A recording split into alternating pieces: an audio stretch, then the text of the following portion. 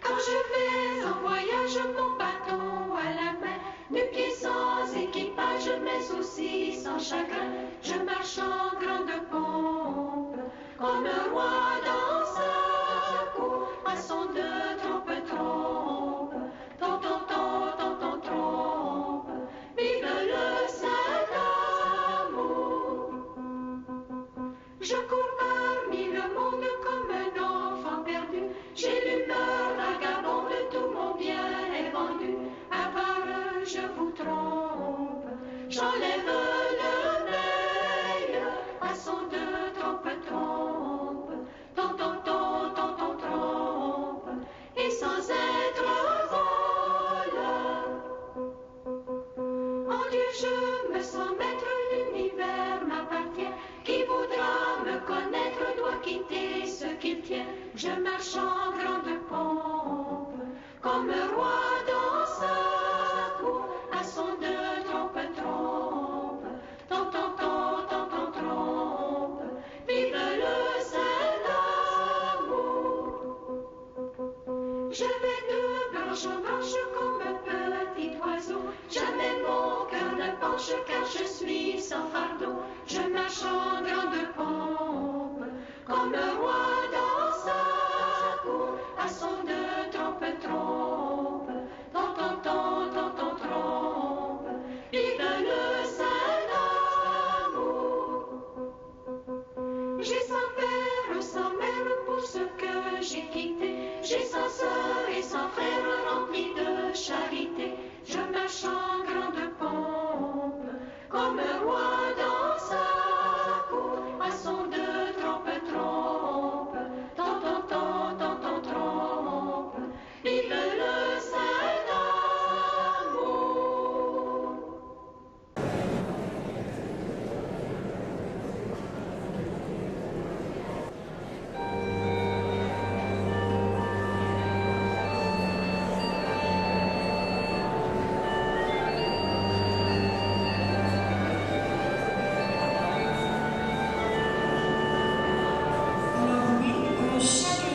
Bonjour à chacune et à chacun de vous qui êtes ici présents ce matin pour que nous célébrions ensemble le tricentenaire de notre Père de Montfort. Dans quelques instants, nous allons projeter en avant, sur les écrans, des extraits de la célébration d'inauguration qui a eu lieu le 24 mai dernier à Saint-Laurent-sur-Sèvre, en France.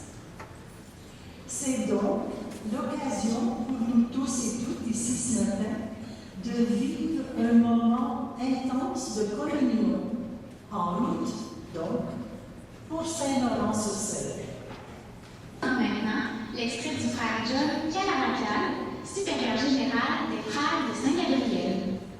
Nous essayons de répondre à ces cris du Père de Montfort, ouvrez à Jésus-Christ, ce qui pour nous, frères de Saint-Gabriel, nous conduit à ouvrir les intelligences et les cœurs des enfants et des jeunes à l'amour de Dieu et du prochain.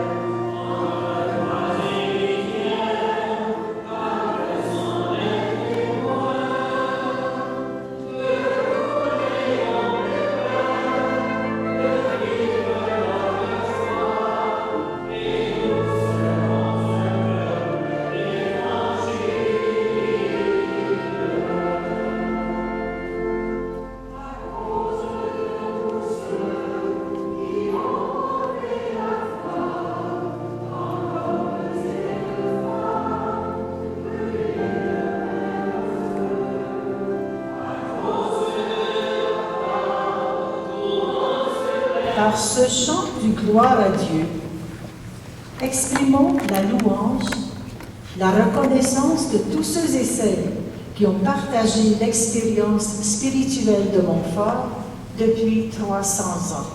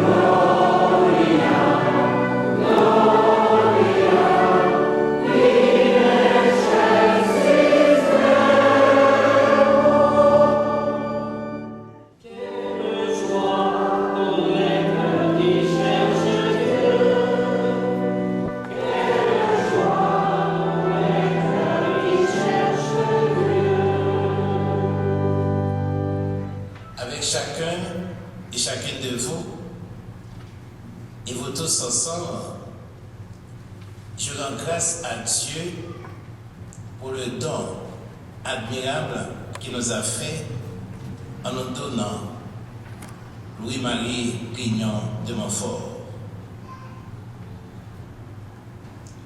Le père de Montfort, un homme qui nous interpelle par la simplicité de sa vie, par son grand amour pour le Seigneur et Notre-Dame.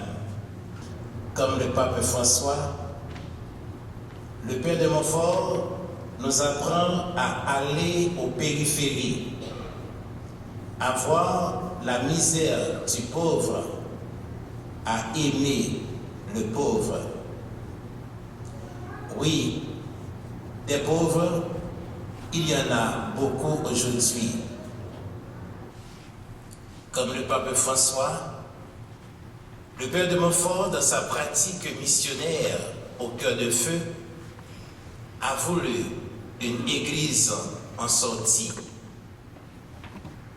Une église qui va à la rencontre de l'autre pour partager sa joie de croire, partager la joie de l'Évangile.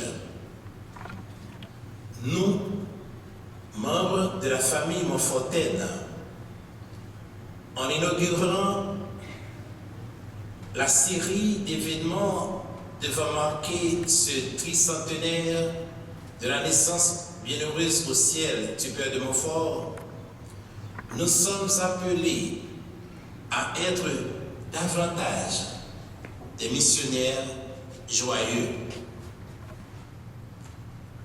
La famille Montfortaine du Canada a quelque chose à dire, a quelque chose à offrir à la congrégation et à l'Église tout entière.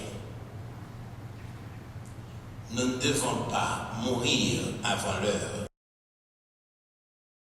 Nous sommes invités à produire du fruit en tout temps. Et c'est le grand défi qui se présente à vous pour aujourd'hui. Je suis convaincu, la famille Montfortaine du Canada, il vous reste encore beaucoup de richesses à partager avec le reste de la congrégation, avec l'Église tout entière.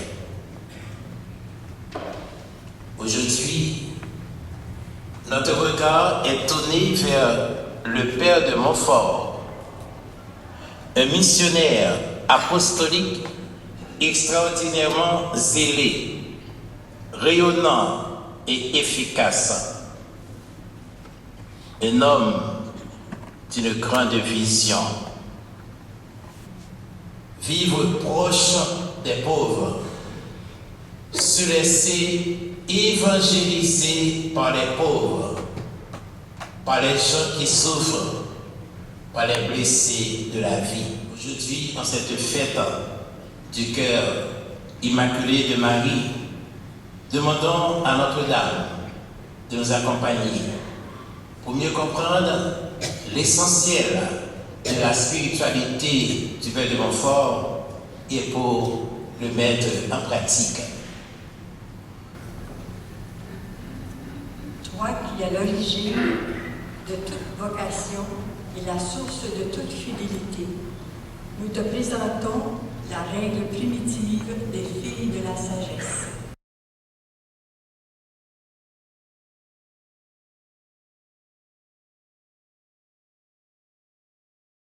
Suscite encore des ministres selon ton cœur, des apôtres consacrés par amour à ton service, en servant les pauvres, les démunis, les laissés pour compte. Dieu, sagesse, béni sois-tu. Dieu, sagesse, béni sois-tu.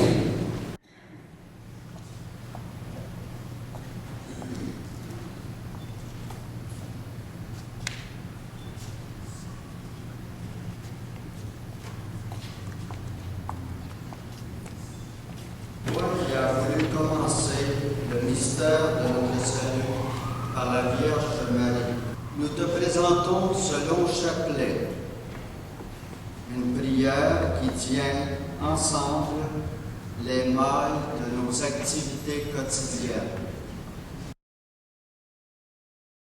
Donne-nous la sagesse de la foi et fais de chacune de nos vies une offrande agréable au Père. Dieu de sagesse, béni sois-tu. Dieu de sagesse, béni sois-tu.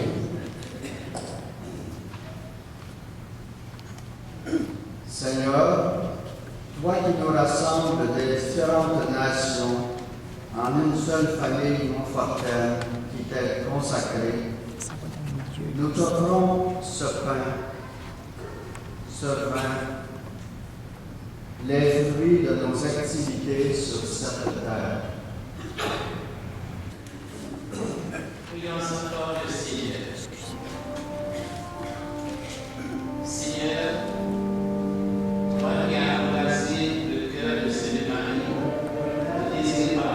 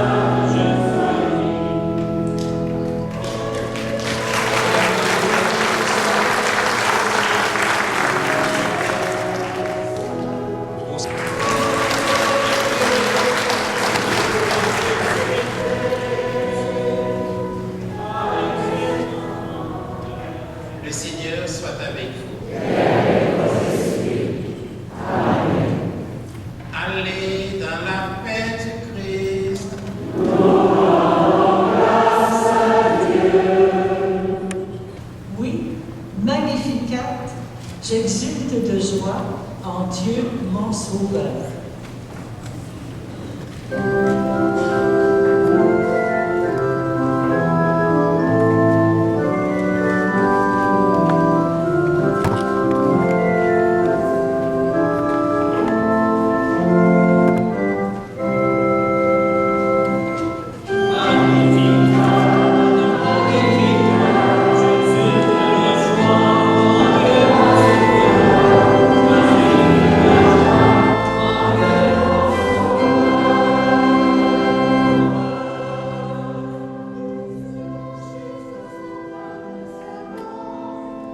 Seigneur, bénis cette table.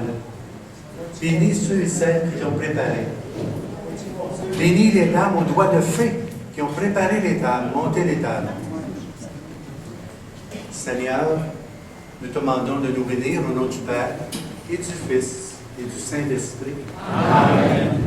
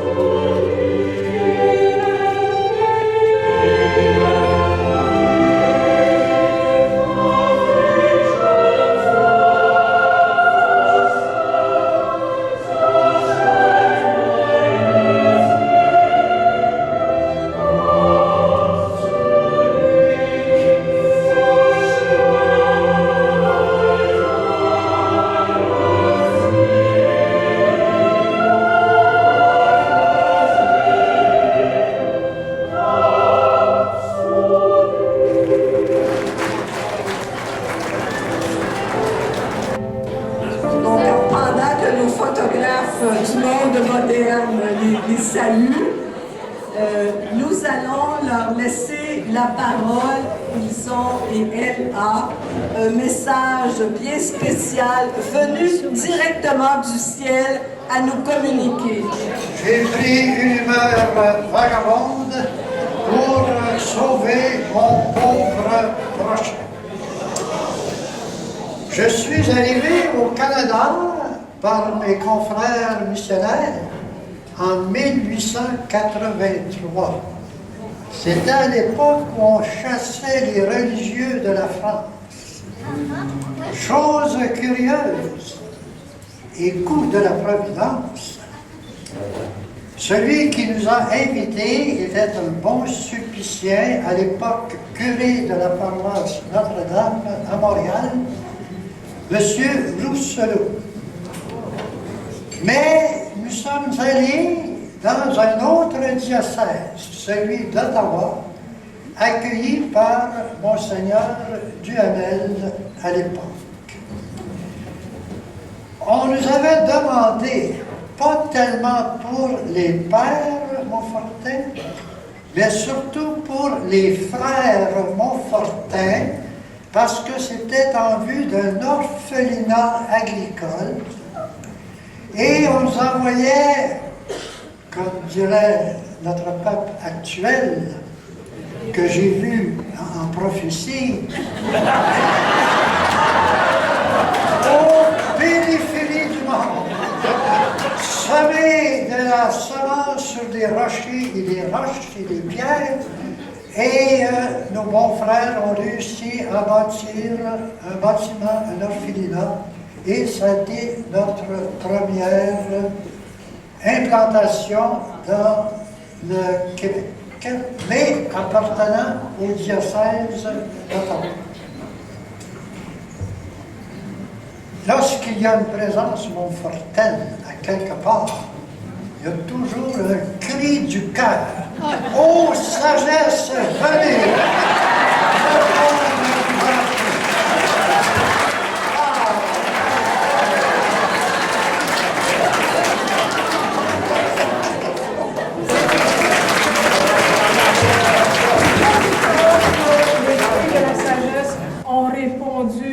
À l'appel au cri strident des pères Montfortin qui ne savaient comment éduquer ces pauvres orphelins. Alors, elles sont venues pour le soin et l'éducation des orphelins. Au début, alors elles sont arrivées 7 filles de la sagesse, accompagnées du père Joubert. Elles se sont dirigées à Montfort. En 1884, le 27 septembre, date mémorable, il y avait 3 orphelins au début. Et en quelques années, 96. Calculé, c'est un 3200% d'augmentation. Pour être efficace, ce l'était. Et vous, chers frères, quand êtes-vous arrivés au Canada? Chère Marie-Louise, quelques années plus tard, nous aussi, c'est la demande du père Rousselot, le sulpicien. Et ce qui est important à retenir, c'est que ce sulpicien a déjà été pensionnaire au Collège Saint-Gabriel de Saint-Laurent-sur-Sèvre.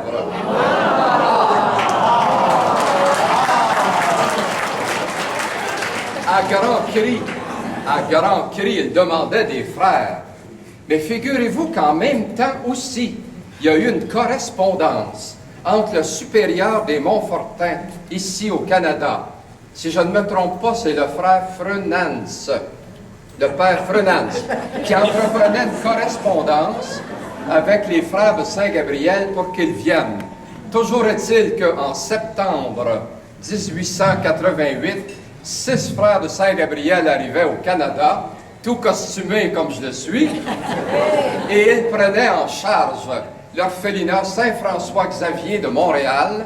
Et pour ceux qui sont intéressés à voir où ça pourrait être un peu, c'est dans le quartier chinois de Montréal.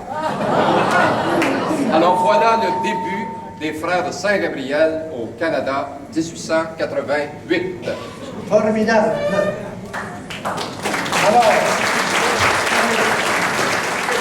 Alors, vénérable Père, vénérable sagesse, j'ai une question à vous poser. Pose la question, mon cher frère. Vous aurez une réponse.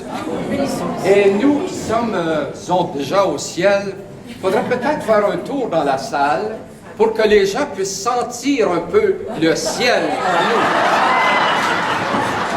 On fait un tour et on s'en va.